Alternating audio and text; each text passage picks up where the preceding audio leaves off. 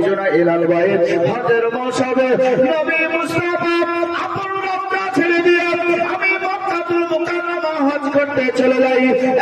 সাহাবীরা রে, নবী মুস্তাফা জানাই দিয়েছি চলো চলো, আমি আমার রওজা ছিড়ি, আমি যখন আল্লাহর ঘর কাবার কাছে উপস্থিত হয়ে যাই, হওয়ার পরে আমি আল্লাহর ঘর কাবাকে তাওয়াফ করি, সেই কাবাটা আমি নিজে হাতটা লাগিয়ে দিই, আমি নবী মুস্তাফা রহমতে হাতটা লাগাই দিই, ওই কাবাতে একটা জান্নাতি পাথর আছে, ওই পাথরটা নবী মুস্তাফা আমি একবার বসা দিই, আমি নবী মুস্তাফা রহমতে হাতটা বুলাই দিয়ে আমি নবী মুস্তাফা সাল্লাল্লাহু আলাইহি ওয়াসাল্লাম সেই জায়গায় নামাজটা পড়ার পরে আল্লাহর কাছে হাতটা তুলে দোয়া করে আমি নবী মুস্তাফা সাল্লাল্লাহু আলাইহি ওয়াসাল্লাম এইভাবে দেখো একটার পর একটা কাজ কর্ম যেগুলো করতে হয় আমি সমস্ত সেই কাজগুলো করি, আমি নবী মুস্তাফা প্রত্যেকটা নবীর সঙ্গে আমি সাক্ষাৎ করি।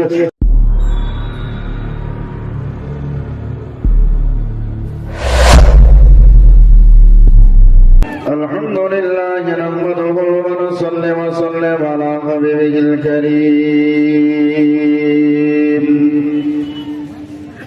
أما بعد فأعوذ بالله من الشيطان الرجيم. بسم الله الرحمن الرحيم.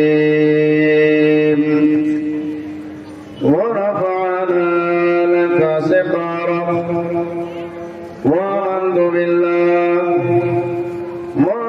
بالله صدق الله المولانا العظيم.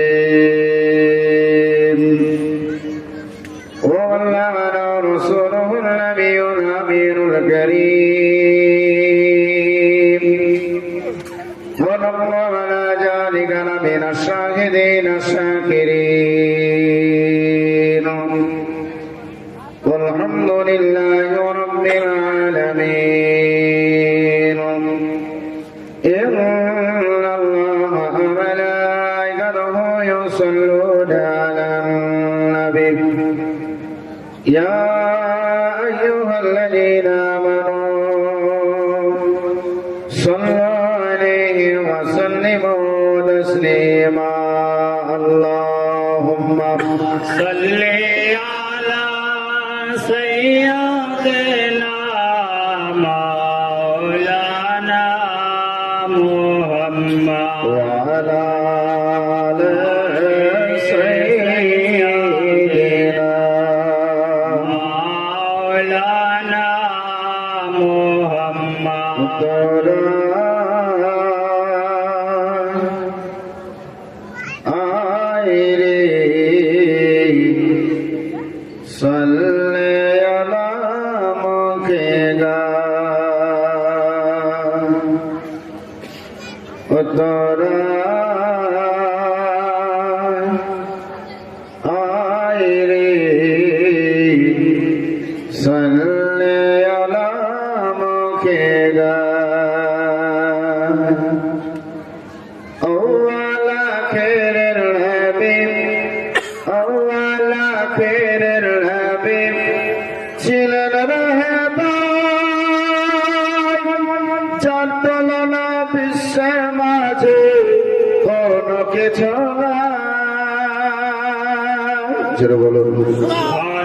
मोहब्बत बोलो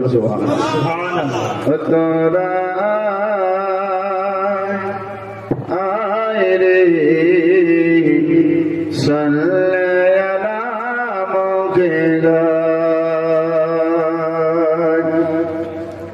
होर परे यार फारे सारा होर परे यार फारे सारा नबी सोने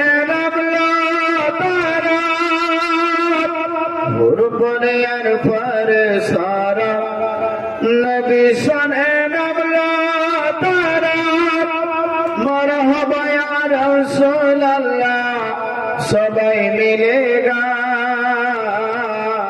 गाए रे सल्ले अला मौके गाए तोरा आए रे सल्ले गाय। अल्लाहुम्मा সাল্লি আলা সাইয়্যিদিনা মাওলানা মুহাম্মদ ওয়া আলা আলি সাইয়্যিদিনা মাওলানা মুহাম্মদ সাল্লাল্লাহু তাআলা আলাইহি ওয়াসাল্লাম। জনাব সতীয় সুযোগ্য এই জলসার জিম্মাদার সভাপতি সাহেব, জুমা মসজিদের ইমাম সাহেব, গ্রামের আলেমে দ্বীন, মহতি মাহফিলের শ্রোতাবিন্দু বাবাজি ভাইয়েরা, পর্দানসীন মা বোনেরা, সর্বপ্রথম জানাই আমি আমার আন্তরিক সালাম ও শুভেচ্ছা। আসসালামু আলাইকুম। ওয়া আলাইকুম আসসালাম ওয়া রাহমাতুল্লাহ। কে কে ভালো আছেন একটু হাত উঠায় দেখেন তো, ভালো কে কে আছেন? সবাই ভালো আছেন তো? ভালো মানুষ কোনোদিন পিছনে বসে জি? যারা ভালো থাকবে, যাদের শরীর ভালো থাকবে, যাদের সবকিছুই ভালো থাকবে, এরা সবসময় আগে থাকবে না? হ্যাঁ, আপনারা পিছনে বসেছেন মানে চরের সিস্টেম করে দিয়েছেন, মাঝে মাঝে চট রাখে দিয়ে ইসিলিয়ে যে ওই জায়গাতে পানি আছে নাকি, ওর জন্য আগানো যাবে না।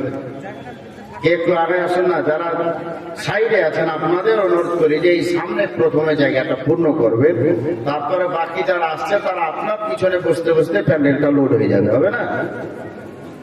জি, আপনাদের অনুরোধ করছি একটু সামনের দিকে আগে আসুন তো, একটু আগে আসুন না। দেখেন বাদে মাগরিবের পর থেকে মোটামুটি আলোচনা চলছেই গ্রামের। হ্যাঁ, যত আলেমে দ্বীন, মুফতি সাহেব এনারা কিন্তু 10 মিনিট 20 মিনিট করে আলোচনা ওনারা করেছেন। আলোচনা আপনারা শুনলেন, আর এখন আমার শুনবেন। তারপরে মালদাহা থেকে আগত আমার হুজুর মুফতি সাহেব এসছেন, ওনারও 2-4টে কথাবার্তা শুনে সবার শেষ হয়ে যাবে। কালকে কিন্তু আপনাকে কেউ ডাকবে না, কালকে ডাকবে না, আজকেই এই যতক্ষণ চলছে ততক্ষণই। আমার মা বোনেরা আপনাদেরকে অনুরোধ করি যে আপনাদের জায়গায় সামনে হয়তো আছে, সেই জায়গাটা আপনারা পূর্ণ করে দিলে বেশি ভালো হয়।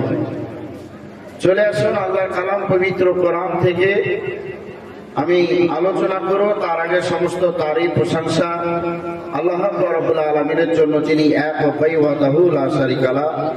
তারপর আপনার নবী, আমার নবী জানাবে হযরতে মুহাম্মদ মুস্তাফা সাল্লাল্লাহু তাআলা আলাইহি ওয়াসাল্লাম তাসলিমকে উপস্থিত হাজির নাসির আলেমে মাকার আমাদের খবরদাতা মনে করে নবী মুস্তাফার সবচেয়ে গুণবাদের দিকে লাভ লাগিয়ে লাখো দরুদ ডালি অর্পিত সাবিত হোক। হাজিরার মজলিস সকলে মুহাব্বতে পড়ি আল্লাহুম্মা আমিন। আলহামদুলিল্লাহ, আল্লাহর কালাম 30 পারা কালামে লাহি থেকে মশহুর মারুফ একবার খুব পরিচিত একটি আয়াতে কারিমা তেলাওয়াত করেছি।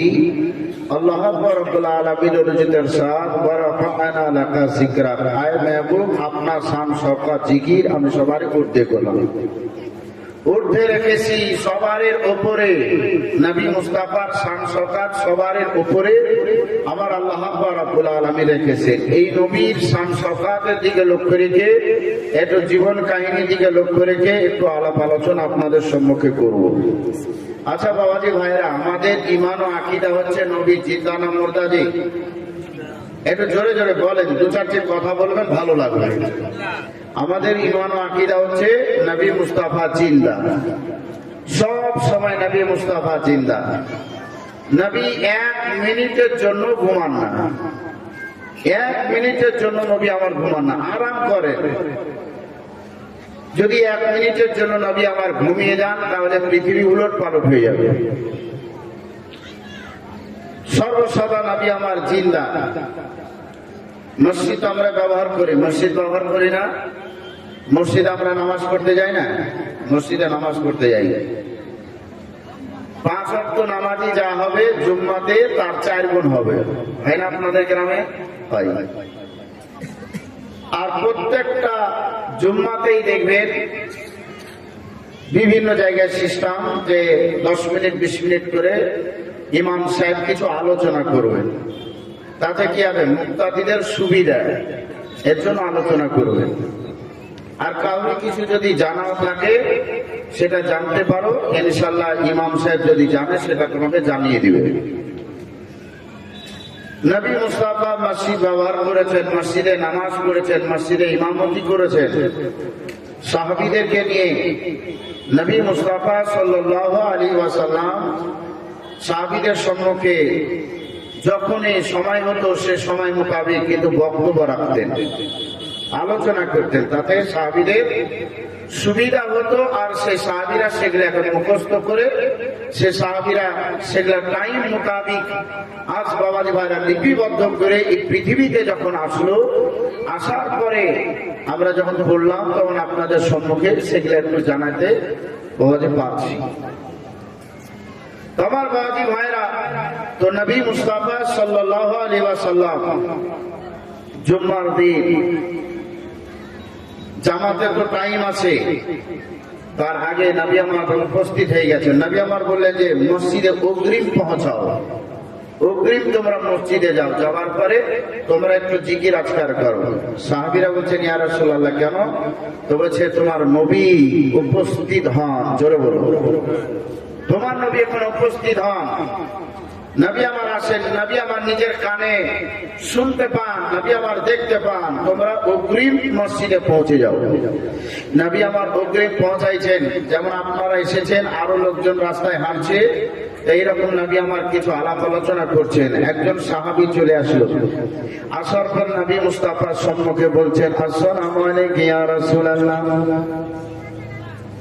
আসসালামু আলাইকা ইয়া হাবিবাল্লাহ। নবী গো, আমার একটা প্রশ্ন জানার ছিল, আপনাকে প্রশ্ন করেছি, প্রশ্নটা হচ্ছে এটাই। নবী আমার বললেন সাহাবী তুমি প্রশ্ন করো, প্রশ্নটা তোমার কি?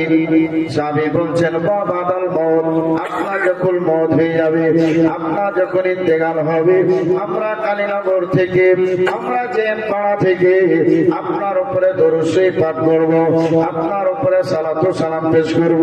ইয়া রাসূলুল্লাহ আপনি শুনতে পাবেন কি পাবেন না, এই ব্যাপারে যদি একটু জানিয়ে দিতেন ভালো হতো। নবী আমার বললেন যদি প্রশ্ন আসে যে বক্তব্য রেখে যাবে, প্রশ্নটার উত্তর করো, তারপরে বক্তব্য রাখো। নবী মুস্তাফার সম্মুখে প্রশ্ন আসলো। কি প্রশ্ন আসলো? বাদাল মওত, মানে আপনার যখন মওত হয়ে যাবে। নবী তো আমার 63 বছর জিন্দেগি জাহির ছিলেন, 63 বছর তো ছিলেন। 63 বছর পরে তো নবী আমার এখন কবরে আছেন, রওজা শরীফে আছেন, জীবিত অবস্থায় আছেন। তখন আমরা কি করব? এই যে একটা প্রশ্ন করলেন, প্রশ্নটা কিন্তু খুব সুন্দর প্রশ্ন। নবী আমার বললেন ঠিক আছে সাইল তুমি বসে যাও, এর উত্তরটা হবে। এর উত্তরটা কোথায় করছেন? মিশকাত শরীফে 121 পৃষ্ঠার মধ্যে আবি দারদা তিনি বর্ণনা করছেন, ওয়ান আবি দারদা রাদিয়াল্লাহু তাআলা আনহু قال قال رسول الله صلى الله تعالى عليه وسلم ان الله حرم على الارض ان تكون اسد الانبياء فنبي الله حي يرزق জোরে বলুন সুবহানাল্লাহ। আমার বাদিরা ওই জায়গায় নবী মুস্তাফা জানিয়ে দিলেন, সাহাবী তিনি বলেন নবী মুস্তাফার কাছ থেকে শুনতে পেলাম, আমরা সবাই শুনতে পেলাম। নবী আমার বললেন ও মাটির জন্য মহান আল্লাহ রব্বুল আলামিন হারাম করে দিয়েছে সমস্ত আম্বিয়াদের লাশকে খাবার, বলতে প্রত্যেকটা নবী আপনার আপন কবরে জিন্দা জীবিত। ওই জায়গায় দেখেন সাহাবী প্রশ্ন করার পরে আরো সাহাবী কিংবা অন্য কোন সাহাবী ওঠার পরে বলছেন ইয়া রাসূলুল্লাহ ইয়া হাবিবাল্লাহ, নবী গো আপনার পদতলে বেদনা কুরবান হোক, আপনারা যখন কবরে জিন্দা জীবিত থাকবেন, আপনারা যখন রওজায় জিন্দা জীবিত থাকবেন, ইয়া রাসূলুল্লাহ আপনারা আর কোন কাজ করবেন কিনা এটা একটু জানিয়ে দিলে ভালো হতো। নবী আমার বলছেন সেটাই জানতে চাও, ঠিক আছে জানাই দিই, তোমরা শোনো। নবী আমার বললেন ইউসাল্লুনা ফি কবরিহিম, আমরা প্রত্যেকটা নবী আপনার আপনার কবরে নামাজটা আদায় করি, আমরা কবরে নামাজ পড়তে থাকি। নবী মুস্তাফা বললেন কবরে নামাজ পড়ি। ইয়া রাসূলুল্লাহ আপনারা আর কিছু করবেন কিনা? নবী আমার বললেন ওয়াসুমনা ফি রমাদান, পবিত্র রমজান মাস যখন আসবে ওই টাইম আমরা কবরে 1 মাস করে রোজা রাখি। ওয়াহিজুনা ইলাল বাইত, হজের মৌসুমে নবী মুস্তাফা আপন রওজা ছেড়ে দিয়ে আমি মক্কাতুল মুকাররমা হজ করতে চলে যাই। সাহাবীরা রে, নবী মুস্তাফা জানাইতে আছি চলো চলো, আমি আমার রওজা ছিড়ি, আমি যখন আল্লাহর ঘর কাবার কাছে উপস্থিত হয়ে যায়। হওয়ার পরে আমি আল্লাহর ঘর কাবাকে তওয়াফ করি, সেই কাবাটা আমি নিজে হাতটা লাগিয়ে দিই, আমি নবী মুস্তাফা রহমতে হাতটা লাগাই দিই। ওই কাবাতে একটা জান্নাতি পাথর আছে, ওই পাথরটা নবী মুস্তাফা আমি একবার বসা দিই, আমি নবী মুস্তাফা রহমতে হাতটা বুলাই দিয়ে আমি নবী মুস্তাফা সাল্লাল্লাহু আলাইহি ওয়াসাল্লাম সেই জায়গায় নামাজটা পড়ার পরে আল্লাহর কাছে হাতটা তুলে দোয়া করে আমি নবী মুস্তাফা সাল্লাল্লাহু আলাইহি ওয়াসাল্লাম এইভাবে দেখো একটার পর একটা কাজ কর্ম যেগুলো করতে হয় আমি সমস্ত সেই কাজগুলো করে আমি নবী মুস্তাফা প্রত্যেকটা নবীর সঙ্গে আমি সাক্ষাৎ করি। হযরতে আদম সাবিল্লাহ থেকে নিয়ে হযরতে ঈসা পর্যন্ত যত নবী আছে সমস্ত নবীর সঙ্গে আমি নবী মুস্তাফা একটা করে সাক্ষাৎ করি, আমি তাদের কথাবার্তা গুলো শুনি, আমি নবী মুস্তাফা সব কথাগুলো শোনার পরে নবী মুস্তাফা আমি তাদেরকে এক থেকে একত্রিত করে নিয়ে আমি নবী মুস্তাফা তাদেরকে এক গ্লাস করে পানি পান করাই দিই। ও সমস্ত নবীগণ রাসূল পয়গম্বরগণ তারা পানি পান করার পরে আমার কাছে তারা কিছু চাই, সে সমস্ত গুলো নবী মুস্তাফা আমি দোয়া করে তো চলে আসবো। এবার দেখো আমার বাপজি ভাইরা সোনালালেরা আবার নবী মুস্তাফা তাদের সঙ্গে সাক্ষাৎ করে নিলেন। নবী আমার বলতে আছে রে সারা বিশ্ব থেকে যত হাজী হজ করার উদ্দেশ্যে তারা মক্কা মদিনায় আসে, আমি সমস্ত হাজীদেরকে আমি চিনতে পারি, আমি সমস্ত হাজীদের চেহারাকে দর্শন করে আমি নবী মুস্তাফা তাদের নাম পর্যন্ত আমি বলতে পারি। এই পৃথিবীটা একটা দুইটা নয়, এই পৃথিবীটা 24,500 কিলোমিটার মাটি, জোরে বলো আর একটু জোরে বলো না সুবহানাল্লাহ। 24,500 কিলোমিটার মাটি, এই মাটিতে একটা দুইটা নয়, কোন দেশে আপনার 228টা দেশ আছে, কোন দেশে আপনার 9 কোটি মানুষ, কোন দেশে আপনার 6 কোটি মানুষ, কোন দেশে আপনার 4.5 কোটি মানুষ, কোন দেশে আপনার 19 কোটি মানুষ আছে, কোন দেশে আপনার 138 কোটি মানুষ আছে, কোন দেশে আপনার 2.5 কোটি মানুষ আছে। এইরকম ভাবে দেখেন বাবাজি 228টা দেশ, ওই দেশ থেকে মুসলমান আজ দেখেন নিয়াত করে হজ করার উদ্দেশ্যে আসে। কোথায় কোথায় আসে জি? কি আপনারা কিছু কথা বুঝতে পারছেন না? বুঝতে পারেন? তার জন্য তো আপনাদেরকে বলেছিলাম একটু সামনে আসেন, হ্যাঁ একটু সামনে আসার জন্য বলা হয়েছিল। হজ করার উদ্দেশ্যে মানুষ কোথায় যায়? হ্যাঁ তো ওইভাবে একটু বলবেন তবে না ভালো লাগবে। তাহলে হজ করার উদ্দেশ্যে মক্কায় যায় আমার বাবাজি ভাইয়েরা, তো সব দেশ থেকেই যায়। 228টা দেশের মধ্যে হয়তো কিছু দেশ বাদ, বাকি দেশের কিন্তু মুসলমান যারা আছে এরা কিন্তু হজ করার উদ্দেশ্যে মক্কাতুল মুকাররমা যায়, হজ করার জন্য যাই আমার বাবাজি ভাইয়েরা। তো নবী আমার কি বললেন যে আমি প্রত্যেকটা হাজের চেহারাকে আমি চিনতে পারি, প্রত্যেকটা হাজের নাম আমি বলতে পারি এবং তার ঠিকানা পর্যন্ত আমি বলতে পারি। ও আপনার ভারতে এসেছে, ভারত থেকে আসলো নাকি পাকিস্তান, ও আপনার বাংলাদেশ থেকে নাকি আফগানিস্তান, ও আপনার ইরান থেকে নাকি অন্য কোনো জায়গা থেকে। নবী মুস্তাফা বলেন আমি সব কিছু তাদের ডিটেইলস জানি। নবী মুস্তাফা সাল্লাল্লাহু আলাইহি ওয়াসাল্লাম বলতে আছেন আমি তাদের সবকিছুই জানি, সবকিছুই জানি। ওই হাজীদের আমি নবী মুস্তাফা দেখার পরে ওই হাজীদেরকে আমি দুইটা ভাগে ভাগ করি, একটা দল হচ্ছে জান্নাতে, অপর দল হচ্ছে জাহান্নামে। ইয়া রাসূলুল্লাহ আপনি এটা ভাগ করছেন কিভাবে, কেমন করে একটু বলো। আমার নবী মুস্তাফা সাল্লাল্লাহু আলাইহি ওয়াসাল্লাম তফসীর বলতেছে আঙ্গারা কাপি ওয়াদাওয়াতলাহু সাবাতি, যে সমস্ত হাজীরা আমার রওজা জিয়ারত করতে আসলো, যে সমস্ত হাজীরা আমার রওজায় আসার পরে সালাম করলো এবং আদবের সহিত দাঁড়িয়ে জিয়ারত করলো, সেই সমস্ত হাজীদের খুশখবরি হচ্ছে তোমরা অবশ্যই একদিন জান্নাতে যাবে। যে হাজী মক্কাতে আসলো আর মদিনাতে আসার পরে নবীর রওজা জিয়ারত করলো না, ও আপনার কোটি কোটি টাকা যদি খরচ করে দেয়, কোটি কোটি টাকা যদি বিলীন করে, সেই হাজীদের ব্যাপারে নবী আমার বললেন, যতই তুমি শেষদা টুকে কপাল টুকে তুমি আজকে ঘটা ফেলিয়ে দাও না কেন, তোমার জন্য খোঁজখবরি এটাই হচ্ছে জাহান্নাম, অর্থাৎ তোমার জন্য খবর হচ্ছে জাহান্নাম। ও বাপজি ভাইরা আমার, যে নবীর কারণে আজকে হজ ফরজ করা হলো, সেই নবীকে যদি সম্মান দিতে না যাও, সেই নবীকে যদি তোমরা সম্মান না করো, তাহলে তোমার দুনিয়ার সবকিছু বেকার হয়ে যাবে।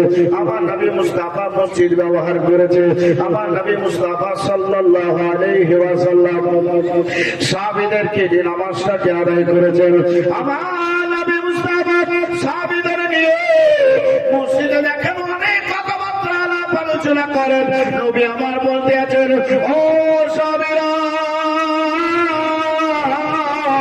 নবী আমি বলতে আছি, ইনকাম তোমাদের জন্য জান্নাত, ইনকামই তোমাদের জন্য জাহান্নাম। যদি তোমরা ইনকাম করো তাহলে তোমরা জান্নাতে যাবে, ইনকাম যদি করো তোমরা জাহান্নামে যাবে।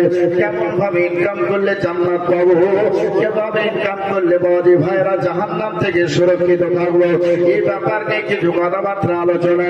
নবী আমার বলছে, রে তোমরা তোমাদের মা বাপকে বেশি মহব্বত করো। ইয়া রাসূলুল্লাহ, মহব্বত করলে পাওয়া যাবে কি? বলতে আছে, তোমার মা বাপের পায়ের তলে সন্তান তোমাদের জন্যই জান্নাত। নবী আমার এইভাবে একটা একটা করে কথা দেখেও জানিয়ে দিচ্ছেন, নবী আমার দেখেও গুরুত্বপূর্ণ কথা জানিয়ে দিচ্ছেন। সাহাবীরা বলছেন, সে সমস্ত জিনিসগুলোকে আমরা নোট করতে আছি। নবী আমার বলছে, রে তোমার মা যদি তোমার জন্য দোয়া করে তাহলে তোমার ভাগ্যটা কত দূরে যাবে, সে ব্যাপার নিয়ে একটু আলাপ আলোচনা করবো। তার আগে নবী মুস্তাফার কথা বলতেছিলাম, শোনো শোনো। নবী আমার বলছেন, মসজিদে আমি যাবার পর ইমামতি করেছি, নবী মুস্তাফা জামাতের সহিত নামাজটা পড়িয়েছে। নবী আমার দেখেন নিয়াত করে দেখেন কানের নরম নয় পর্যন্ত হাতটা উঠিয়ে নবী আমার হাতটা হারিমা বেঁধেছিলেন নবীর নিচে। নবী আমার দেখেন নামাজটা পড়াচ্ছেন, যখন সালাম ফিরিয়ে দিলেন তো নামাজটা সমাপ্ত হয়ে গেল। ও বাপজি ভাইরা, এবার দেখেন সব সাহাবীরা চুপচাপ বসে আছেন। ওই জায়গা থেকে দেখেন একজন সাহাবী উঠে চলে গেল, আপনার দোয়া না করে চলে গেল। আমার নবী মুস্তাফা সাল্লাল্লাহু আলাইহি ওয়াসাল্লাম যাচ্ছেন, কারণ আল্লাহর পবিত্র কোরআন বলেন, ওয়াল্লামা কামালাম কামালাম, হে নবী আপনি যা কিছু জানেন না, আমি আল্লাহ আপনাকে সবকিছু শিখিয়ে দিয়েছি, সবকিছু দেখিয়ে দিয়েছি, জানিয়ে দিয়েছি। এই নবী মুস্তাফা জানে, এই নবী মুস্তাফা দেখেন কোনো কিছুই বলেন না, কিন্তু সাহাবীদের মধ্যে কেন কোনো করতে আরম্ভ করলো। সাহাবীরা বলছে, ব্যাপারটা কি? এর আগে তো সুন্দর দোয়া করতো, সবকিছুই করতো, কিন্তু এখন দোয়া না করে আপনার জামাত থেকে চলে যায়, ব্যাপারটা কি? ওকে ধরার পর একদিন জিজ্ঞাসা করতে হবে, কিসের জন্য তুমি দোয়া করো না? তাহলে তার সঠিক খবরটা পেয়ে পাওয়া যাবে, সঠিক তথ্যটা বুঝতে পারা যাবে। আমার নবী মুস্তাফা সাল্লাল্লাহু তাআলা আলাইহি ওয়াসাল্লাম বলতে আছে, সাহাবীরা এইভাবে আলাপ আলোচনা করে। নবী মুস্তাফা আমি সব জানতে পারলাম।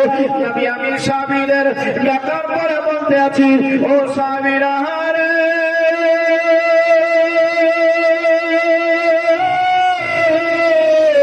আমি নবী মুস্তাফা ডাকি, তোমরা যে সমস্ত ব্যাপার নিয়ে রাস্তায় রাস্তায় আলাপ আলোচনা করো, তোমরা কখনো বাড়িতে যাবার পরে আলোচনা করো, কখনো মসজিদে আসার পরে তোমরা আলোচনা করতে আছো, এইরকম আলোচনা থেকে তোমরা যদি চুপ হয়ে যাও তো ভালো হয়।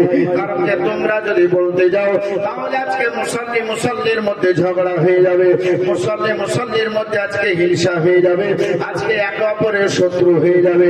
না, এইরকম ভাবে মুসল্লির মধ্যে শত্রু হয়, নবী আমি এটা কখনো চাই না। তাই বলতে আছি, তোমরা কেউ কিছু বলবে না, আমি নবী সময় বুঝে তার সঙ্গে কথাবার্তা আলোচনা করে দিব। আমার মুসলমান বাপজি ভাইয়েরা, কথাটা এইভাবে বলে দেওয়ার পরই আমার নবী মুস্তাফা সময় মোতাবেক তাকে দেখেও ডাকছে, নামাজ পড়া হলো। এবার সালাম যখন মসজিদ ফিরিয়েছেন, মানে নামাজ শেষ, নামাজ যখন শেষ হয়ে গেছে, ও সাহাবী দেখেন ওঠার পরে এবার মসজিদ ছেড়ে চলে যেতে যাই। আমার নবী মুস্তাফা বলতে আছেন, ও সালমান, লাব্বাইকা ইয়া রাসূলুল্লাহ, ফিদাকা আবি উম্মি, আপনার পদতলে বাপ মা কুরবান হয়ে বলে, তুমি আজকে যাবে না, আজকে তুমি বসবে, তোমার সঙ্গে দুটো কথাবার্তা আলোচনা করো। ও সাহাবী বলতে আছেন, আমি চুপচাপ বসে গেলাম। নবী মুস্তাফা দোয়া সমাপ্ত করলেন, নবী আমার যখন হাতটা তুলে দোয়া করলেন, ওই জায়গায় যত সাহাবীরা ছিল সবাই মিলে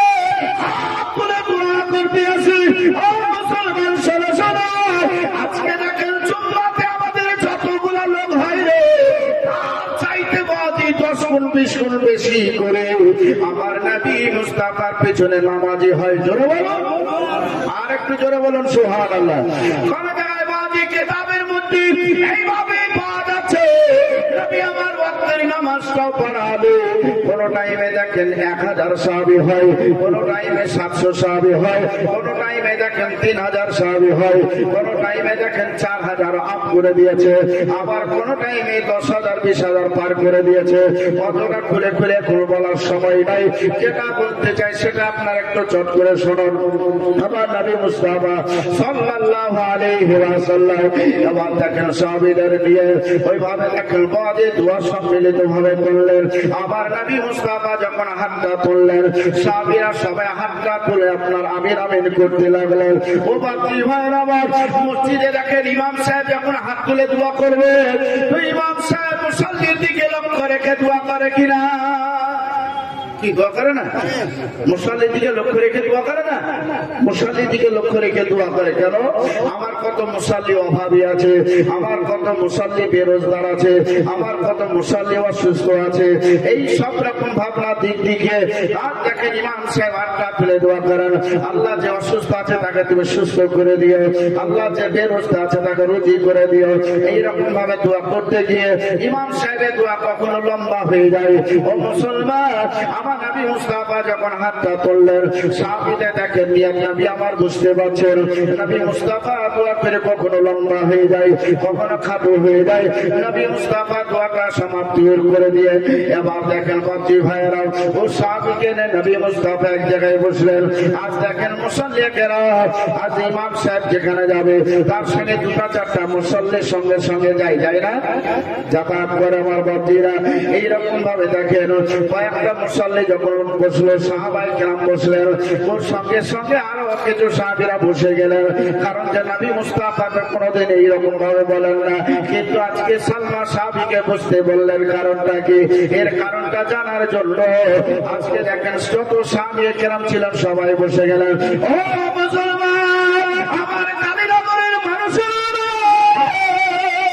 আজকে তোমরা জালসা লাগাইছো, আজকে তোমরা দিনের খিদমতের দিকে লক্ষ্য রেখে হাদিসের প্রচারের তোমরা ব্যবস্থা করেছ। ব্যবস্থা করার পরে তোমরা আজকে এই জায়গায় বসতে চায় না, হাদিস কোরআনের কথা শুনতে চাও না, শুধুমাত্র তোমরা রাস্তায় টহল মারতে আছো। আমি আমার বলতে আছি এইভাবে কোন ব্যক্তি যদি নবীর মহব্বত নিয়ে বসার পরে যদি সেই ব্যক্তির মওত হয়ে যায়, আল্লাহ পবিত্র কোরআনে জানিয়ে দিয়েছে লাগাইরি হিসাব, সেই ব্যক্তিকে বিনা হিসাবে জান্নাতের ভিতরে প্রবেশ করা হবে। ও মুসলমান শোনো, কিন্তু আজকে রাস্তাতে ওইভাবে চলার কারণে তোমার খবরটা কিন্তু খারাপ আছে, তোমার খবরটা খারাপ আছে। ওই খারাপ খবর থেকে যদি ভালো লাইনে চলে আসতে পারো তো বেশি ভালো হয়। তাই আপনাদের আহ্বান করতে আছি, এত বড় সুন্দর প্যান্ডেল সাজিয়েছ অথচ তোমরা এখনো বসে নাই। আল্লাহর বস্তা দিয়ে ডাকে একটু তাড়াতাড়ি আল্লাহর ঘরের দিকে লক্ষ্য রেখে তোমরা আসার পরে বসে যাও। কারণ যে মহান আল্লাহ বলেন, যে আমার মসজিদকে ভালোবাসলো, যে আমার মসজিদকে মহব্বত করলো, আমি আল্লাহ সেই সমস্ত ব্যক্তিদেরকে ভালোবাসি, আমি তাদেরকে বেশি মহব্বত করি। আমার নবীর দ্বারা দিয়ে যদি চাইলে আমি আল্লাহ তাদেরকে সেটাই দিতে রাজি আছি। ও মুসলমান, আজকে তোমার চাহাবার দিন আছে, আজকে তোমার আশা পূর্ণ করার দিন আছে, আজকে তুমি যেটাই চাইবে সেই আশাটাই পূর্ণ করার দিন আছে। শুধুমাত্র তুমি আসার পরে এই মাহফিলে শুধু একটু অ্যাটেন্ড করে নাও। কারণ যে আল্লাহর পবিত্র কোরআন আজকে এত সুন্দর ভাবে জানিয়ে দিয়েছে, তাও তোমরা কেন জানতে চাও না? আমার নবী মুস্তাফা তো বললেন, আশেপাশে রেপের মধ্যে জানিয়ে দিলেন, বলতে আছেন কোন ব্যক্তিরা যদি এই মাহফিলে বসে ওই ব্যক্তিদেরকে কতটা নেকি দেবো বলে 100 বছর নফল ইবাদত করে যত নেকি তার নামায় আমলে ওই নেকিটার সঙ্গে সঙ্গে লিখে দেওয়া হবে। ও মুসলমান, এই সমস্ত নেকি থেকে আপনারা কেউ বঞ্চিত হবেন না। তাই একটু তাড়াতাড়ি করে আপনার সামনে এগিয়ে চলে আসো। ও মুসলমান, শুনো, নবী আমার বলতেছিলেন যে দোয়া হলো, দোয়া করার পরে সালমা সাহাবীকে নিয়ে এবার বসে গেলেন। দেখেন বেটা ছেলে ছিল, নামটা শুনে হয়তো মেয়ে ছেলে মনে হয়। ও মুসলমান, আর দেখেন সাহাবীকে নেওয়ার পরে বসে নবী আমার বলছেন, ব্যাপারটা কি, কিসের জন্য তুমি দোয়া করো না, চলে যাও। আগে তো তুমি দোয়া করতা, কিন্তু এখন দোয়া না করে তুমি চলে যাও, শুধু নামাজটা পড়ার পরে চলে যাও। আজকে তোমাকে কালীনগরে মানুষের সম্মুখে বলতে হবে। এবার দেখেন বাবজি ভাইয়েরা, ও সাহাবী নবী মুস্তাফার সম্মুখে খাড়া হয়ে গেলেন। অবশ্যই দাঁড়িয়ে আমার নবী মুস্তাফা সাহাবীদেরকে সালাম দিয়ে এবার দেখেন সাহাবী নিজের বক্তব্য শুরু করে দিলেন। ইয়া রাসূলুল্লাহ, ইয়া হাবিবাল্লাহ, নবী গো, আমি হচ্ছে অত্যন্ত দরিদ্র মানুষ, আমি হচ্ছে অত্যন্ত গরিব মানুষ। ইয়া রাসূলুল্লাহ, ফজরের নামাজটা পড়ার পরে সঙ্গে সঙ্গে জঙ্গলের দিকে চলে যাই। যাবার পরে আমি সেই জঙ্গলে কাঠ কোঠালি কেটে কেটে সেই কাঠগুলোকে বাজারের দিকে নিয়ে যাবার পরে বিক্রি করি। নবী গো, আমার বাড়িতে বিবি আছে, ছোট ছোট বাচ্চারা আছে, ওই সমস্ত বাচ্চারা আমার জন্য ইন্তজার করবে, কারণ যে বাড়িতে চাল ডাল কিছুই নাই। ওই লোকগুলো বাজারে বিক্রি করার পরে যে টাকাটা পাবো, সেই টাকাটাই চাল ডাল কিনবো, কেনার পরে বাড়ি নিয়ে যাওয়ার পরে বাচ্চাদের মুখে দুটো খাবার হবে। ইয়া রাসূলুল্লাহ, কি আর আপনাকে বলবো, একদিনকার কথা যদি আপনি শুনে তাহলে আপনার চোখ দিয়ে ঝরঝর করে পানি ঝরবে। নবী আমার বলছেন, তোমার মুখ থেকে শুনতে চাই, তুমি এবার শুনিয়ে দাও। ওই ব্যক্তি বলছেন, ইয়া রাসূলুল্লাহ, আমি জঙ্গলে কাঠ কেটেছিলাম, ওই কাঠ কাটিয়ে যাওয়ার পরে আমি একটা বাজারে গেলাম, কিন্তু সারাদিন ধরে ওখানে থাকলাম, আসর পর্যন্ত থাকলাম, আমার কাঠটা বিক্রি হয় নাই। কিন্তু বাড়ির অবস্থা কি হয়েছিল জানেন? সেটা আমি রাত্রিকালে যাওয়ার পরে খবর পেয়েছিলাম। বলে কি হয়েছিল বলো? কালীনগরের মানুষগুলাকে একটু শুনিয়ে দাও, অনেক মা বোনের আছে তাদেরকে একটু শুনিয়ে দাও। ইয়া রাসূলুল্লাহ, ছোট ছোট বাচ্চারা ছিল, ওই বাচ্চারা খিদে সহ্য করতে পারছিল না, বারবার আসার পরে মাকে বলছিল, মা আর খিদা সহ্য করতে পারে না, খাবার দাও, মা সহ্য করতে পারে না, খাবার দাও। কিন্তু মা দেখেন কি করবেন, বারবার দরজার কাছে যাই, ঠুকে মারে, স্বামীকে দেখতে পাওয়া যায় না, এখনো তো স্বামী বাজার থেকে আসে না, এখনো তো চাল ডাল কিনে আসলো না। ওই বাচ্চাদেরকে সান্ত্বনা দেওয়ার জন্য আজ দেখেন বদি ভাইরা উনুনটা ধরিয়ে দিয়েছে, চুলাটা ধরিয়ে দিয়েছে, একটা পাতিলা পানি চাপিয়ে দিয়ে চাল দিতে আরম্ভ করলো। বাচ্চার আসার পরে বলছে, মা সহ্য করতে পারি না। বলে, বেটার কিছুক্ষণ তোমরা অপেক্ষা করো, তোমরা একটু সবর করো। আল্লাহর পবিত্র কোরআন বলে, সবরকারীর সঙ্গে আল্লাহ বেয়াসবার, তোমরা সবর করো, তোমরা একটু বিছানায় আরাম করো, ভাত রান্না হলে খাবার তৈরি হয়ে গেলে তোমাদেরকে টাকার পরে খাবারটা খাইয়ে দেবো। এইভাবে সারাদিন তারা থাকলো। একবারে সন্ধ্যাবেলায় তারা বিছানা থেকে উঠলো, এখনো মায়ের খাবার রান্না হয় নাই, আমারও কাঠগুলা বিক্রি হয় নাই, আমি খালি হাতে একবারে বাড়ি চলে আসলাম। বিবি বলতে আছে, স্বামী আপনার জন্য ইন্তজার করছিলাম, বাচ্চারা খোদায় ক্ষুধার্ত আছে, আপনি কি কিছু এনেছেন তাড়াতাড়ি দেন, সেটা তাদের জন্য পাকাই দিয়ে দিন। বলতে আছেন, বিবি আজকে আমি কোনো কাজকর্ম তো কিছুই হয় নাই, বলতে গেলে বিক্রি তো করতে পারেনি, সেটা বিক্রি না হওয়ার কারণে তো টাকা পয়সা পাইনি, চাল ডাল কিছুই তো কেনা হয়নি। আজকের মতন তোমরা সবর করে নাও, পানি পান করে তোমরা ঘুমিয়ে যাও। আজকে দেখেন অভাবী সাহাবী আজকে সবর করেছে, সবাই মাত্র পানি পান করে তারা সারাদিন কাটিয়ে দিয়েছে, সারা রাত্রি কাটিয়ে দিয়েছে। ও মুসলমান শোনো, ওই জায়গায় বলতে আছেন, ইয়া রাসূলুল্লাহ, ইয়া হাবিবাল্লাহ, নবী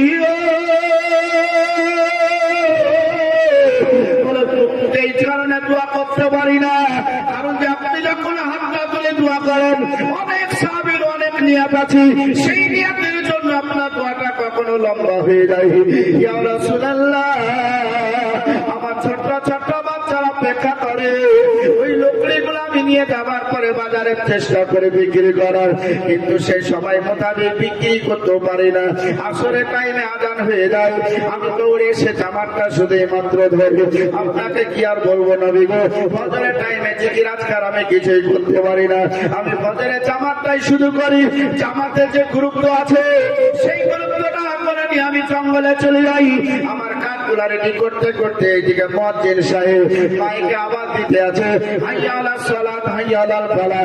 আমি সঙ্গে সঙ্গে আমি ওগুলা রেখে দিয়ে আমি জামাত করে নিয়ে আবার সেগুলাকে বাজার নিয়ে যাই। বাজার নিয়ে যাওয়ার পরে সেগুলাকে আমি বিক্রি করতে পারি না, আসরে আজান হয়ে যায়। ইয়া রাসূলুল্লাহ, বিক্রি করে নিয়ে চাল ডাল কিনি, আবার যখন রাস্তায় চলতে লাগি মাগরিবের টাইম হয়ে যায়। ইয়া রাসূলুল্লাহ, আমি জামাতটা করে দোয়া না করে তাড়াতাড়ি বাড়ির দিকে চলে যাই। আমার বাচ্চারা আমার বিবির অপেক্ষা করতে আছে, খাবার দিতে হবে। এইভাবে আমাদের জীবন যাপন চলছে।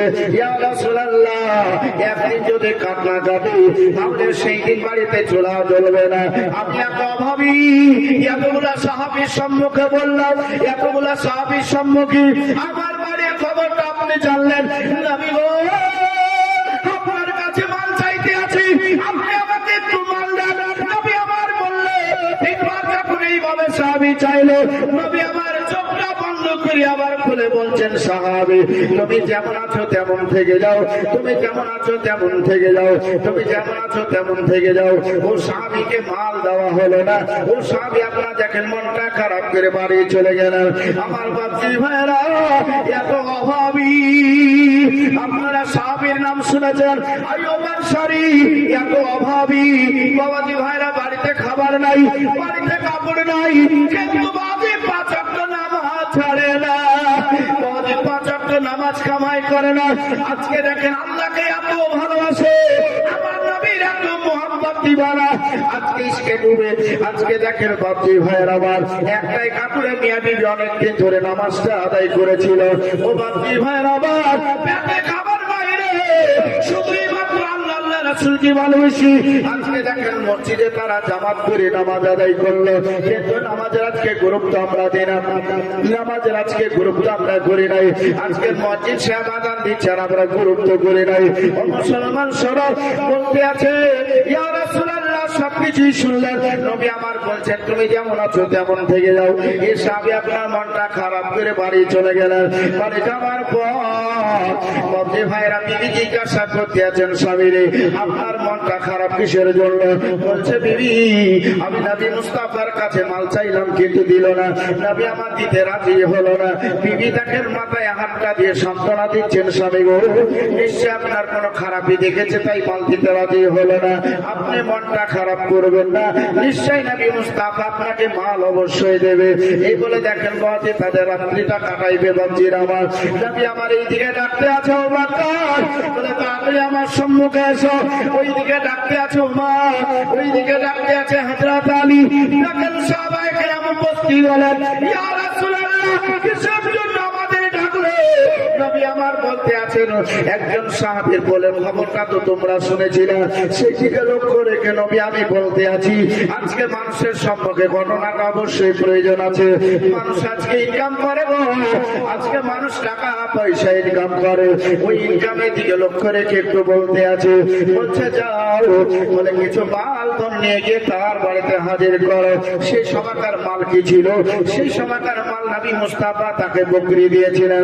অর্থাৎ বকরির ঘটনা শুনে খারাপ মনে করবেন না, খারাপ মন্তব্য করলে আপনার ঈমান দুর্বল হয়ে যাবে। কারণ যে বকরির ঘটনা আপনি যখন ওই দিকে নিতে যাবেন, হযরতে দাউদ নবী আলাইহিস সালাতু ওয়াস সালামের জামানার দিকে বকরির ঘটনা পাওয়া যায়, বিশাল লম্বা চওড়া ঘটনা পাওয়া যায়। হযরতে সুলাইমান নবীর আজকে বকরির ঘটনা লম্বা চওড়া করা আছে। এই দিকে দেখেন বাবাজি ভাইরা, একজন নবী, একজন পয়গম্বর যার নাম হচ্ছে হযরতে আইয়ুব নবী, এর একটা ছাগলের বিশাল ঘটনা আছে। ও মুসলমান, আমার নবী মুস্তাফার সাহাবী যার নাম হচ্ছে সালমা, এই সালমা দেখেন বাড়িতে আছে। কিন্তু নবী আমার বলেছেন আজকে ফজরে নামাজ পড়তে আসবে না, কারণ যে নবীর কাছে মাল চেয়েছিল, নবী আমি দিতে রাজি হয়নি তাই ফজরে নামাজ পড়তে আসবে না, তবে সকালবেলায় তাকে মালটা পৌঁছে দিতে হবে। তাই দেখেন বাচ্চি ভাইয়ের আমার 3 জন সাহাবী 4টা ছাগল নিয়ে যাওয়ার পরে দরজায় খটখট করে আওয়াজ করতে আছে, ও সালমা তুমি কি বাড়িতে আছো? কে? বলে আমরা সাহাবীরা এসেছি, দরজা খোলো।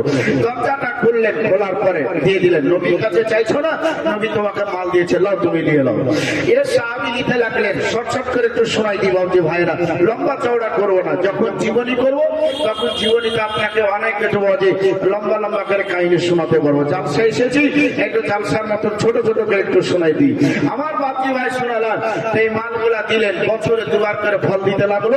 বাবাজি ভাইরা দিচ্ছে তো দিচ্ছে, অল্প দিনের মধ্যে কিন্তু বেশ কটা বকরি বাড়তি হয়ে গেছে বাপজি ভাই। তো এইগুলা যখন মাল একটু বেশি হয়ে গেল, এইগুলাকে সামাল দিতে গিয়ে নবী মুস্তাফার পিছনে 5 ওয়াক্ত নামাজ পড়তো।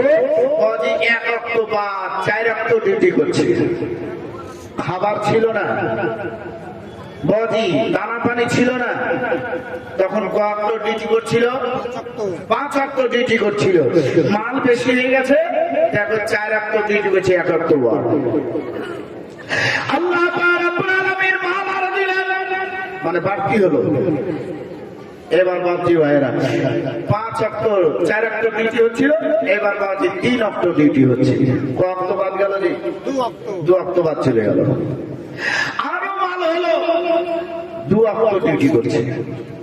গ্রামের লোক বলছে, সালমা গেলো, বলছে তোমার বকরি খুব অত্যাচার, ফসল নষ্ট করছে। এরকম আপনাদের গ্রামে আছে না জি? যাদের রাস্তার আড়ে আড়ে পদরে আছে, তার আসার পরে বাড়ির লোককে এইভাবে টাইট করে অনেক কথাবার্তা বলে, বলেন না আপনারা? অনেকেই বলে থাকে। তো এইভাবে যখন বললো, তো সালমা বলছে তাহলে কি করা যায়, এখানে তো থাকাই যাবে না, তাহলে আমাকে বাহিরে একটা বাথান বাড়ি করতে হবে। তো একটা ফাঁকা জায়গায় একটা বাথান বাড়ি করলো। বাপজি ভাইয়ের আমার 5 ওয়াক্ত ডিউটি বাদ। পেটে দানা ছিল না, কবার ডিউটি করছিল? 5 বার। এবার বাবাজি ভাইয়েরা মাথান বাড়ি চলে গেছে 5 ওয়াক্ত। এবার এখন শুধু সপ্তাহে সপ্তাহে ডিউটি করছে বাবা। হ্যাঁ, সপ্তাহে ডিউটি করছে। এবার বাবাজি ভাইয়েরা, গরিবের উপরে যাকাত ফরজ নয়, গরিবের উপরে যাকাত ফরজ নয়, বড়লোক হয়ে গেলে যাকাত ফরজ। আমার নবী মুস্তাফা বলছেন, আবু বকর, সালমা এখন বড়লোক হয়ে গেছে, গরিব ছিল, অভাবী ছিল, এখন বড়লোক হয়ে গেছে, মানে জাকাত দেনেওয়ালা হয়ে গেছে। অতএব আমার যেটা মাল, সেই মালটা নিয়ে আসো, অর্থাৎ ওই মালটা নিয়ে এসে গরিব গুরাবাকে বিতরণ করে দেওয়া হবে। যাও নিয়ে আসো, যাও। ওই 3 জন সাহাবী চলে আসলেন। আসার পরে বাপজি ভাইয়ের আমার বললেন, হ্যাঁ সালমা, বলছে এই যে সব দেখতে পাচ্ছ, ঠিকই আছে, তোমার দিকে নিলাম খামার। ওই খামার থেকে বাবাজি ভাইরা 40টা একদিকে আর একটা গরিবের হক একদিকে, মানে জাকাত। এই করতে করতে প্রথম রাউন্ডেই জাকাত বের হচ্ছে 10,000 ছাগল। ধরে বলো 10,000। এবার ওগুলাকে নিয়ে যখন চলে যাবে, তো বলছে এগুলা কোথায় নিয়ে যাচ্ছ? তো বলছে এগুলা তোমার নয়, এগুলা জাকাতের মাল, নবী পাঠিয়েছে, তাই নবীর কাছে নিয়ে যাচ্ছি। তো বলছে না, নবী আমাকে দিয়ে বড়লোক করেছে, আমার নবীকে আমি দিব, এটা কখনো হবে না। নবীকে বলে দেন আমি মাল দিব না। অপমান করে দিল, একবার অপমান করে দিল। নবী আমার বলছেন সুযোগ তাকে 3 বার দিতে হবে। আর একবার পাঠিয়ে দিলেন, আর একবার পাঠিয়ে দেওয়া হলো। 50,000 জাকাত হলো ছাগল। নবী আমার পাঠালেন, আবার অপমান করে দিল যে না, আমি মাল দিব না। নবী আমার বলছেন লাস্ট, এটাই শেষ চান্স, আর একবার যাও। আবার সময় মোতাবেক গেলেন, যাবার পরে বাবাজি ভাই 1 লাখ ছাগল বের হলো। তো বলছে এটা গরিবের হক, জাকাত, এটা তোমার নয়। বাবাজি ভাইরা, নবী আমার বুঝালেন যে আচমকা যদি বড় লোক হয়, তো ওর জাকাত বাহির করতে কষ্ট হবে। কষ্ট হবে না? আচমকা বড় লোক হয়ে গেলে কষ্ট হবে। ওকে গুছিয়ে গুছিয়ে হালকা হালকা করে বাহির করে আর জাকাতটা পূর্ণ করে দাও। আমার বাপজি ভাইয়েরা, নবী আমার বললেন, আবার নবীকে অপমান করে দিলেন 3 বার। নবী আমার বললেন তার মাল আল্লাহ হবে না, হারাম, অকার গ্রহণ করা যাবে না। সাহাবী থেকে দেখেন খারাপ হয়ে গেল। টাকাতে বাপজি ভাইয়েরা শেষ, টাকাতে তার ঈমান নষ্ট হয়ে গেল, তার টাকা দিয়ে তাকে ধ্বংস করে দিল। আমার বাপজি ভাইরা সোনা লালেরা, আজ দেখেন ওই ব্যক্তি আল্লাহ রাব্বুল আলামিনের গজব আসলো, তার শরীরে অসুখ চলে আসলো। এই যে অসুখটা আসলো বাবাজি ভাইরা, তার শরীরে যে পচনটা ধরলো, তার পচনটা ধরায় যে বিবিরা ছিল এরা কিন্তু একটা একটা করে সব কেটে কেটে আমার ভাগতে আরম্ভ করলো। ছেলে পিলারা দেখলো ইয়ার কাছে আর টিকা যাবে না, মাল মাথা দিয়ে আমার ভেঙে গেল সব। ই দেখছে এত চালা, ডাক্তারখানা যায়, কত জায়গায় যায়, কিন্তু বাবাজি আর দাওয়া মিলে না। ই বলছে আমি যদি বাঁচতে পারি, আরামে থাকতে পারি, সেটাই হচ্ছে কি আমাকে জান দিয়ে দিতে হবে। তো জান এমনি যদি দিই তাহলে তো খারাপই হয়ে যাবে, খারাপই হয়ে যাবে। তো জান কিভাবে দেব? সামনে একটা জঙ্গল আছে, এই জঙ্গলে হিংস্র জন্তু আছে, ওই হিংস্র জন্তুর কাছে গেলে হিংস্র জন্তু যদি মানুষ দেখতে পায় তো ছাড়বে জি? ছাড়বে? কি করবে? ওকে একবারে খায়া শেষ করে দিবে না? তো বলছে হিংস্র জন্তু আছে আর কাছে যাবো, তাহলে আমি আরাম পেয়ে যাবো, মানে আর কষ্ট করতে পারছি না। যাওয়ার পরে বাপজি ভাইয়ের আপনার জঙ্গলে হাঁটতে হাঁটতে হাঁটতে এত শরীরে বল নাই, ধারাস করে পড়ে গেল। পড়ে যাওয়ার পরে বাবাজি পড়ে আছে। আর যারা হিংস্র জন্তু আছেন, চতুষ্পা জানোয়ার, এ কিন্তু প্রাণ নিয়েছে, তো মানুষের গন্ধ পেয়েছে। বুঝে যা বহুদিন পর একটা জঙ্গলে মানুষ পেলাম, একবারে যাবো, জান ভেড়া খাবো। এদের নিয়ে কি যে জান ভেড়া খাবো, খাবার নিয়ে তারা আনন্দ করছে আর চলে এসছে। আমার বাপজিবার আস্তে আস্তে আস্তে আস্তে দেখছে মানুষটা পড়ে আছে। তো একজনা ওর মধ্যে নেতা হয় না, রাজা হয় না, তো রাজা মানে মোড়ল, হ্যাঁ মোড়ল বলছে তোরা দাঁড়া, আমি আগে দেখি ওর ব্যাপারটা কি। তোকে আগে দেখবো, দেখার পরে তারপরে তখন তোরা কেউ বলবো, তখন তোরা খাস। ঠিক আছে তাই হবে। আমার বাপজিরা চলে আসলো। আসার পরে বাপজিরা ঘটনা দেখেন মাটিতে পড়ে আছে। ও হিংস্র যন্ত্র সিংহা সার করে তাকে শুনতে আরম্ভ করলাম। আমার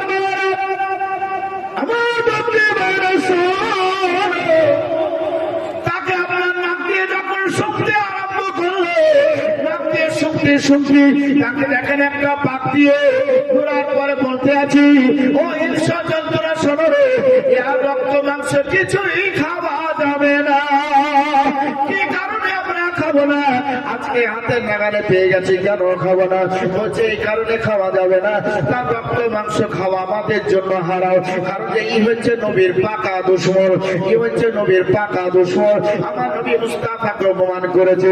ও বাপজিরা, আজকে চতুষ্পে জানোয়ার আপনার বুঝতে পারলো নবী মুস্তাফার দুশমন রে, নবী মুস্তাফার দুশমন, তার রক্ত মাংস কিছুই খাওয়া যাবে না। কিন্তু এই দুধ পায়া জানোয়ার হামারে নাতি, এরা আপনার নবীর দুশমনকে চিনতে পারলো না, এরা আপনারা জানতে পারলো না। তাই তো বাজে তাদের বাড়িতে যাওয়ার পরে একবার চপচপ করে ভাত রুটি খাচ্ছে, গোশ খেয়ে আসছে। আজকে বিহাই তাও অনেক কিছু বানাই নিচ্ছে, আজকে তাকে সুন্দর করে জামাই বানাবর করছে। ও মুসলমান বাপজি ভাইয়ের, আজকে তার হাতের জমাই করা গোস্ত পর্যন্ত খেয়ে নিচ্ছে। ও হচ্ছে নবীর পাকা দুশমন। ও বাপজি ভাইয়ের, আবার আজকে দেখেন চতুষ্পা জানোয়ার যেমন জানলো, তার জন্য আজকে হাতের নাগালে পাওয়ার পর তার যেমন কিছুই খেলো না। তাকে জঙ্গলটাকে পরিষ্কার রাখার জন্য, জঙ্গলটাকে পাক পবিত্র রাখার জন্য সেই ব্যক্তিকে জঙ্গল থেকে যেমন বাহির করে দিল। আমার বাপজি ভাইরা, কিন্তু আমরা ভারতবর্ষী বলো, আজকে আমাদের সকলেরই হক আছে। আজকে আমরা এইভাবে থাকা, আমরা সেই রকম যদি বাহির নাও করতে পারি, কিন্তু নবীর দুশমন হিসাবে আপনাকে সেইভাবে থাকাটা একান্ত কর্তব্য আছে। আর যদি সেইভাবে আপনি থাকতে না পারেন, তাহলে কিন্তু আপনার ভাগ্যটা খুব খারাপ আছে।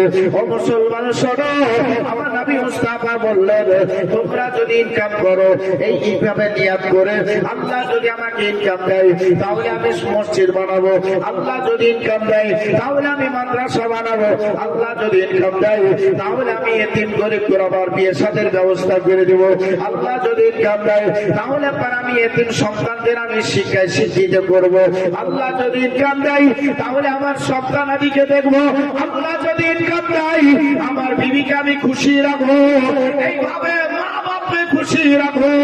এইরকম নিয়ত করে যদি আপনি ইনকাম করেন, তাহলে সেই ইনকামে আপনাকে জান্নাতে নিয়ে যাবে। আর ইনকাম যদি আপনি এইভাবে করেন, আল্লাহ যদি আমাকে ইনকাম দেয় তাহলে তো আমি টাইলস লাগাবো, আল্লাহ যদি ইনকাম দেয় তো ভিআইপি একটা বাড়ি করবো, আল্লাহ যদি ইনকাম দেয় তাহলে পরে পার্টিতে যাওয়ার পরে, সম্মেলনে যাওয়ার পরে আরো কত কত নাচ গান বাজনা আছে সেখানে যাবার পরে পার্টিকে দেবো, এইরকম ভাবে যদি আপনি নিয়াত করেন, এই গরিব গোলামাকে দেখবো না, এইরকম যদি নিয়াত করেন, তাহলে আপনার ওই টাকায় আপনাকে জাহান্নামে নিয়ে যাবে। ও মুসলমান, আমাদের হালাল ইনকাম যাতে হয়, আমাদের ইনকাম যাতে সঠিক পথের হয়ে যায়, আমরা যেই পথের প্রতীক আমার নবী চলতে বলেছেন সেই পথের প্রতীক যাতে আমরা হতে পারি, আল্লাহ রাব্বুল আলামিন আমাদের সকলকে যাতে তৌফিক দান করেন, সকলে পড়ি আমিন। আমার বাপজি ভাইরা, এই নবী মুস্তাফার কথা একটু আপনাদের সম্মুখে বলতে চাই। এই নবী মুস্তাফার সাথে দুই একটা কলি আপনাদেরকে বাবাজি ভাইরা শুনিয়ে তারপরে বাজে আমি ওয়াকিয়া দিকে চলে যাবো। একবার মহাপাতে দরুদ শরীফ আল্লাহুম্মা সাল্লি আলা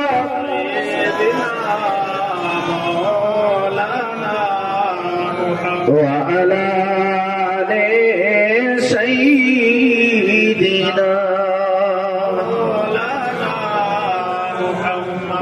খোদা ইমান তো তকদীর জাগিয়ে দাও, তকদীর জাগিয়ে দাও, চোখ দিয়েছ তো নবী মদিনা দেখিয়ে দাও, চোখ দিয়েছ তো নবী মদিনা দেখিয়ে দাও। খোদা ইমান তো তকদীর জাগিয়ে দাও, চোখ দিয়েছ তো নবী মদিনা দেখিয়ে দাও, চোখ দিয়েছ তো নবী মদিনা দেখিয়ে দাও। মদিনা দেখার ইচ্ছা কার কার আছে? হাত তুলেন একটু দেখি। কি মদিনা দেখার ইচ্ছা নাই? কি একজনের ইচ্ছা নাই? হায় রে হায়, যাইতে না পারলো কমসে কম একবার দেখাই দিতেন। বাবাজির লোক দেখুক না দেখুক ওটা বিশালে, আল্লাহ তো সবসময় দেখছেন।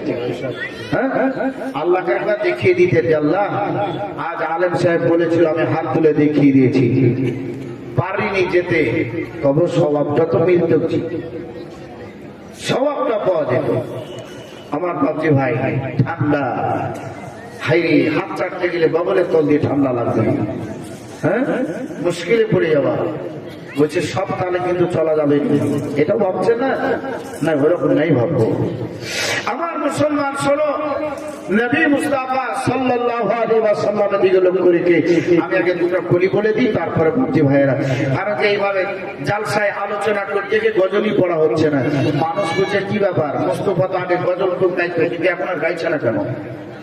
মানে গত রাত্রে ছিলাম বাজিবার আপনার আলোচনা পাঠ করতে গিয়ে প্রথম থেকে শেষ পর্যন্ত 2 ঘন্টা বক্তব্য রাখুন, একদম নাতের ওষুধ পড়াই হলো না।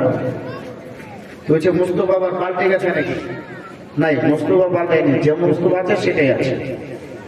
তাই দু একটা গজলও না শোনালে হবে না, কারণ যে মা বোনেরা গজল শুনতে খুব ভালোবাসে। কেন ভালোবাসবে না জি?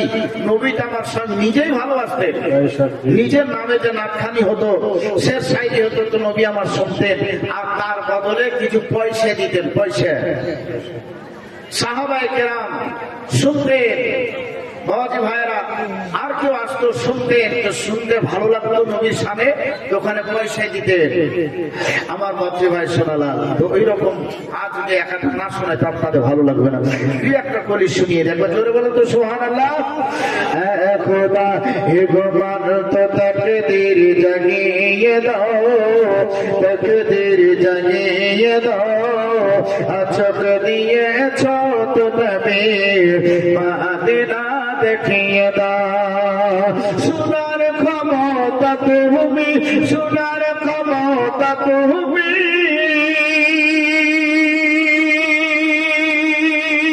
সোনার ক্ষমতা তুমি দিয়েছ আমায় খোদা, ফের মসজিদে নববী আজান শুনিয়ে দাও, চোখ দিয়েছ তো নবী মদিনা দেখিয়ে দাও, চোখ দিয়েছ তো নবী মদিনা দেখিয়ে দাও। খোদা এগো মান তো তাকদীর জাগিয়ে দাও, তাকদীর জাগিয়ে দাও, চোখ দিয়েছ তো নবী মদিনা দেখিয়ে দাও যে হাত করে দোয়া জোরে বলো যে হাত করে দোয়া হলে আমি করা যে হাত করে দোয়া যে হাত করে দোয়া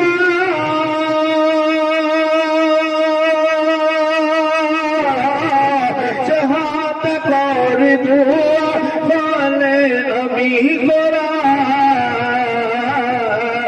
সে হাত নবীর রওজার জালে ধরে দাও সে হাত নবীর রওজার জালে ধরে দাও বীর হয়েছে নবীর দুশ্মন উঠিয়েছে মাথা বীর হয়েছে নবীর দুশ্মন উঠিয়েছে মাথা আলা হাজরাতের মতন আবার কাউকে পাঠিয়ে দাও আলা হাজরাতের মতন আবার কাউকে পাঠিয়ে দাও চোখ দিয়ে ছোট নবী মদিনা দেখিয়ে দাও চোখ দিয়ে ছোট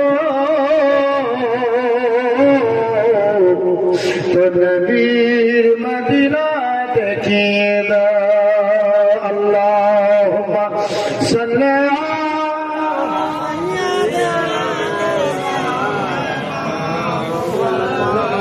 মুহাম্মদ ওয়া আলা আলি সাইয়্যিদিনা মাওলানা সাল্লাল্লাহু আলাইহি ওয়াসাল্লাম। আজি জানে মোহতারাম আমার মা বোনেরা একটু সামনের দিকে একটু ঘিচে ঘিচে আসলে ভালো হতো, কারণ যে কিছু বোনেরা মায়েরা খালারা হয়তো পিছন দিকে আছে বা কেউ আসছে তো ওদের অসুবিধা। ও মা খালারা ওদের বসার জায়গা দিবা না তোমরা? কি জায়গা দিবা না? একটু জায়গা দেওয়ার জন্য অনুরোধ করি, তোমরা একটু সামনে দিকে ঘিচে আসো।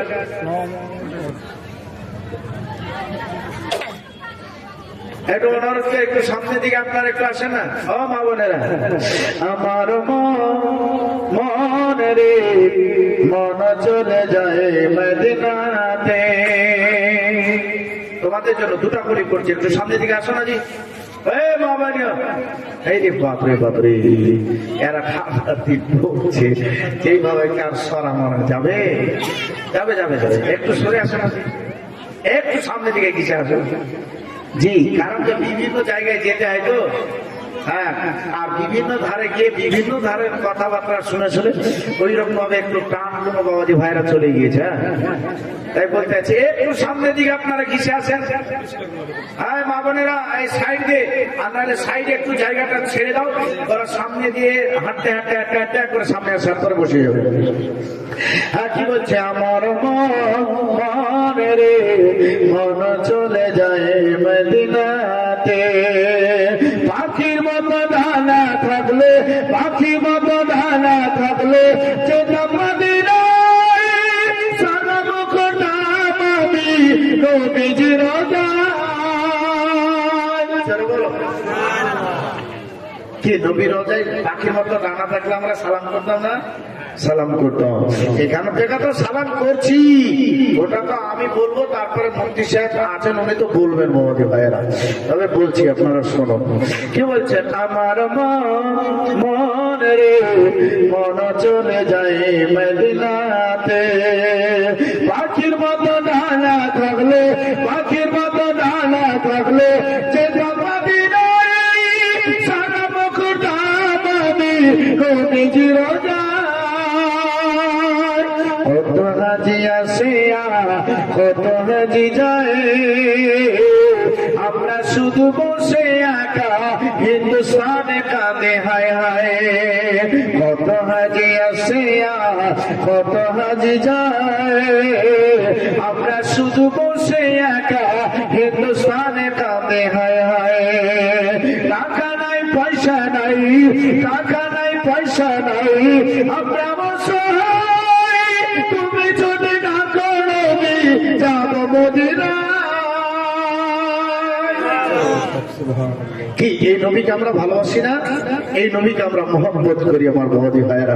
কারণ যে নবী মুস্তাফা সাল্লাল্লাহু বলছে যে আমাকে যারা ভালোবাসলো, আমাকে যারা মহব্বত করলো, আমি নবী মুস্তাফা তাদেরকে এতই ভালোবাসি আমি তাদের চোখের পলকে পুলসিরাত পার করে তাদের ঠিকানা হচ্ছে জান্নাত। জোরে বলুন জান্নাত কটা জি?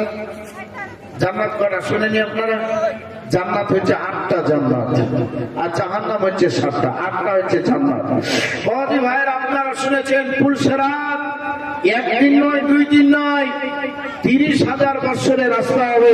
আবার কোন জায়গায় 15,000ও লেখা আছে বড়দি। তো 30,000 বছরের যে রাস্তা, তাই কোন একজন কবি বলছেন, যে একটা বলি তারপরে বড়দি ভাই বলবো আপনাদের সম্পর্কে। মুসলমান তো এই যে 30,000 বছরের রাস্তা, এটা চোখের পলকে আমার নবী মুস্তাফা পার করাবে। কার মারফতে জানেন? জিবরিলের পরের মারফত। জোরে বলুন জিবরিলের পরের মারফত।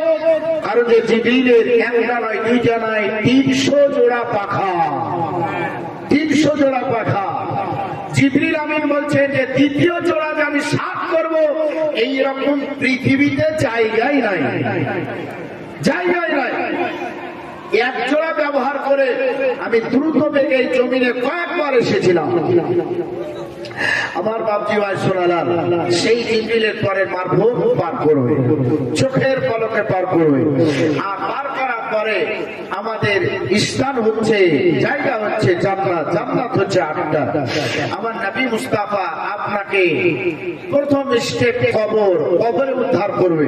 যেই ব্যক্তি কবরে উদ্ধার হয়ে গেল, তার সমস্ত পীড়া পার, তার আর কোনো চিন্তা থাকবে না, তার কোনো অসুবিধা থাকবে না। কেন থাকবে না?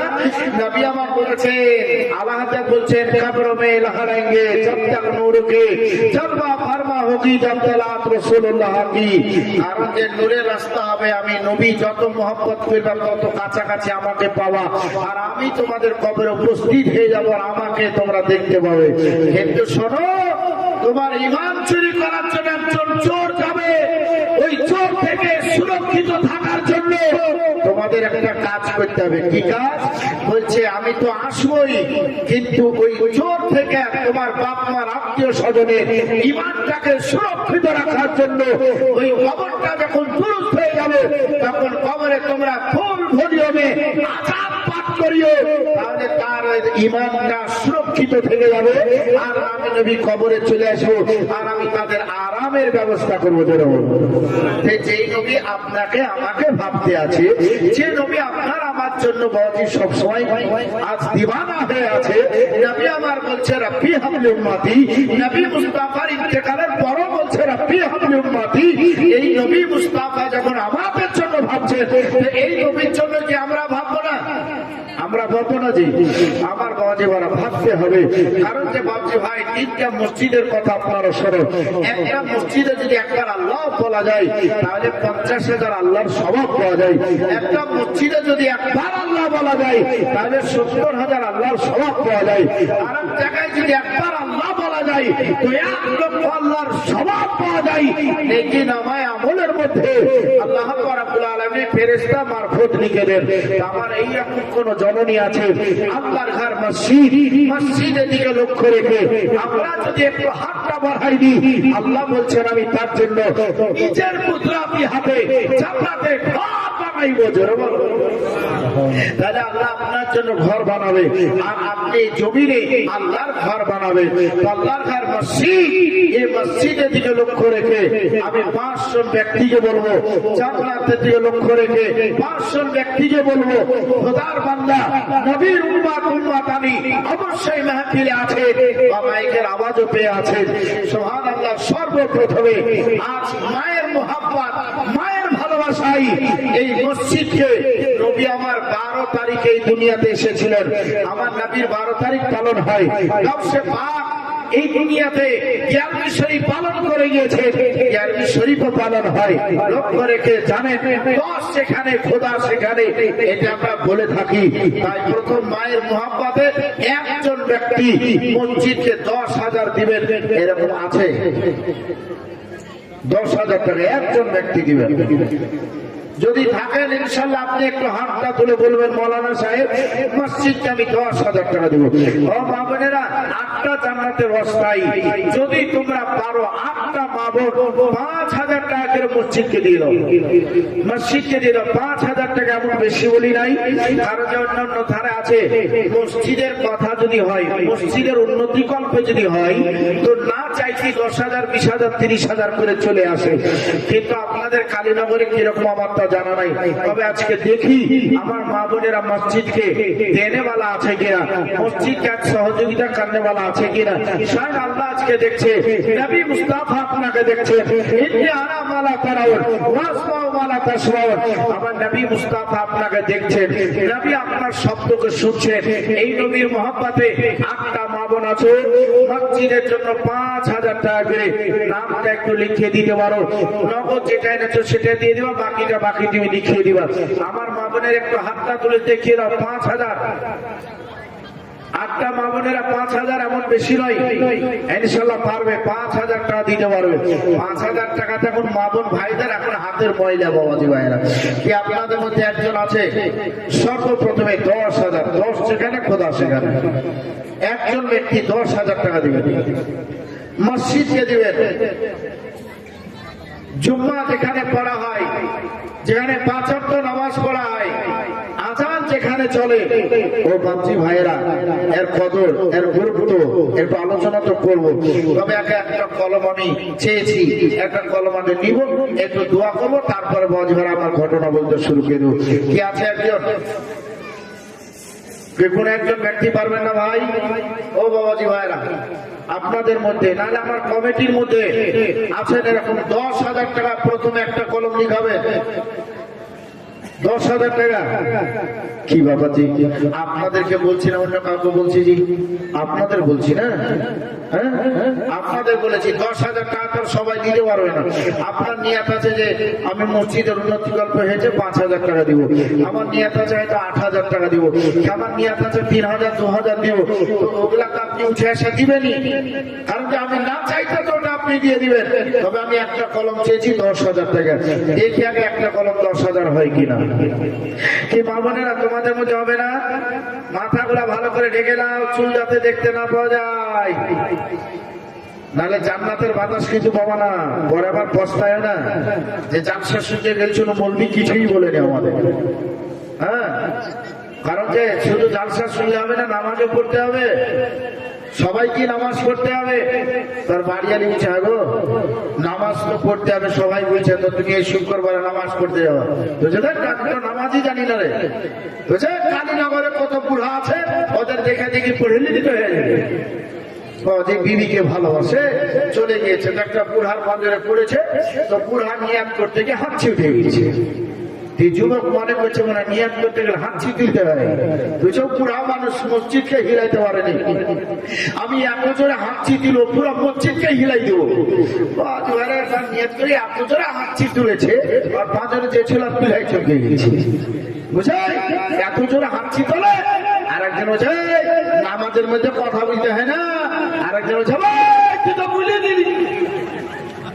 ভাই কি ওরকম করলে হবে?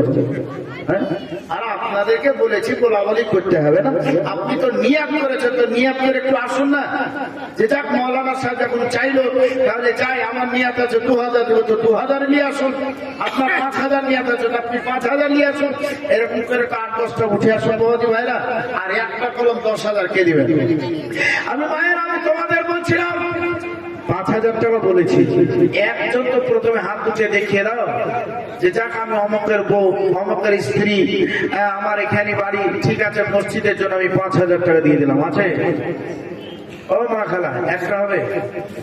একজন একটু হাতটা উঠিয়ে দাও, দেখো আমার কমিটির লোকজন আছে, ইনশাআল্লাহ আমি তাদেরকে দেখিয়ে দেবো, তারা চিনে নিবে, নামটা লিখে নিবে, অসুবিধা নাই।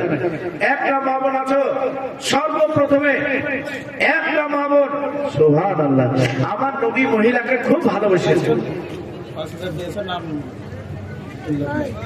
যাক একজন 5,000 টাকা দিয়েছে, নাম উল্লেখ করেননি, তবে আমাদের কমিটির মধ্যে মনে হয় দিল নাকি।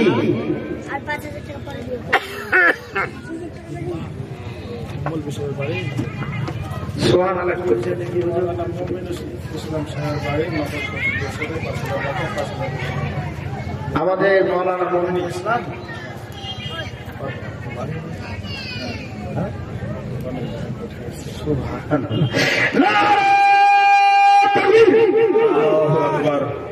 এইরকম করে আল্লাহ কইলে কি টাকা আসবে?